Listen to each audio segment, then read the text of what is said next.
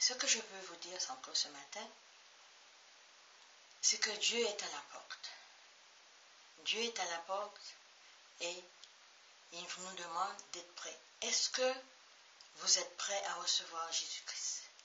Est-ce que votre cœur est prêt à recevoir celui qui est mort sur la croix pour nous, pour vous? Vous qui n'avez pas encore fait la paix avec Christ, posez-vous cette question. Est-ce que mon cœur est prêt à recevoir Jésus? Est-ce que j'aime Jésus? Toi qui connais la parole, des années tu marches avec Christ, tu hésites. Ne t'occupe pas de ce que disent les autres. Ne t'occupe pas de la famille. Mais occupe-toi de savoir, de sauver ton âme. Dieu est à la porte. Il est à la porte. Alors ouvre ton cœur à lui et prends cette décision aujourd'hui de savoir, de donner ton cœur à Jésus. Il n'y a que lui qui peut te donner ce que tu as besoin. Il n'y a que lui qui peut te donner ce que ton cœur désire.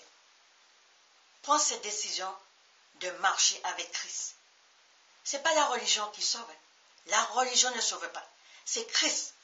C'est Christ qui sauve. C'est lui, Jésus, qui est mort sur la croix pour toi, pour moi, pour chacun de nous.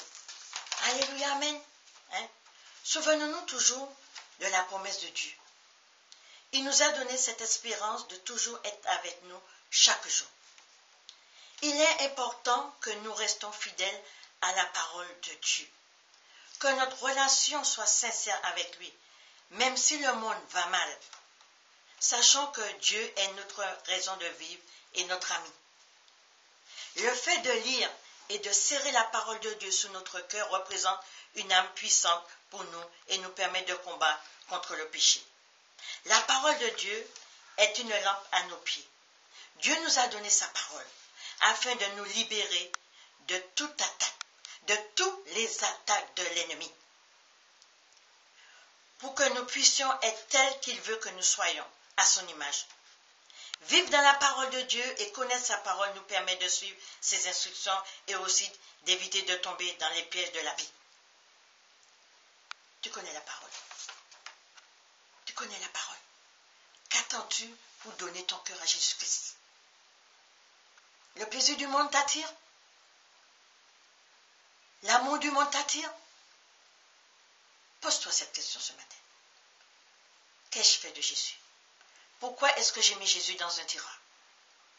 Pourquoi est-ce que j'ai mis Jésus dans un tiroir? Pourquoi? Qu'est-ce que le monde peut te donner? Tu te sens mal dans ton cœur. Tu es irrité.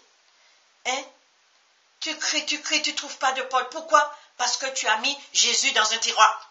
Et tu le prends quand on a besoin. Non, Jésus ne doit pas être dans un tiroir. Jésus doit être devant toi tous les jours. Il doit être dans ton cœur tous les jours. Alors ce matin, il t'appelle. Il te dit, viens à moi. Ouvre-moi ton cœur. Ouvre-moi ton cœur. Je veux entrer et faire ma demeure en toi. Donne ton cœur à Jésus. Il est le bénéfice. Il est celui qui agira. Tu demeures dans mon cœur, Jésus. Tu demeures dans ma vie, mon sauveur. L'espérance et l'amour inondent ma vie, car chaque jour tu me remplis de toi. Voilà ce qu'il faut que tu dises. Tu demeures dans mon cœur. Tu me demeures dans mon cœur. Je veux que tu demeures dans mon cœur. Il est celui qui te donne l'amour, la joie, le pain de chaque jour. Quand tu as besoin de quelque chose, est-ce que c'est le voisin qui te le donne? Tu te mets à genoux et tu cries, Seigneur, j'ai besoin de ceci, Seigneur, j'ai besoin de cela. Et il arrive et il te le donne. Il envoie toujours quelqu'un frapper à ta porte.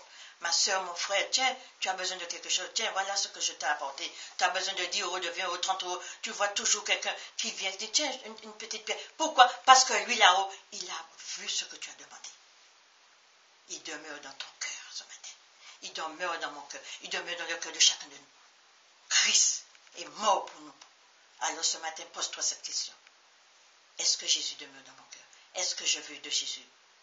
Alors si tu veux de Jésus, agenouille-toi et appelle-le, dis Seigneur, j'ai besoin de toi dans ma vie.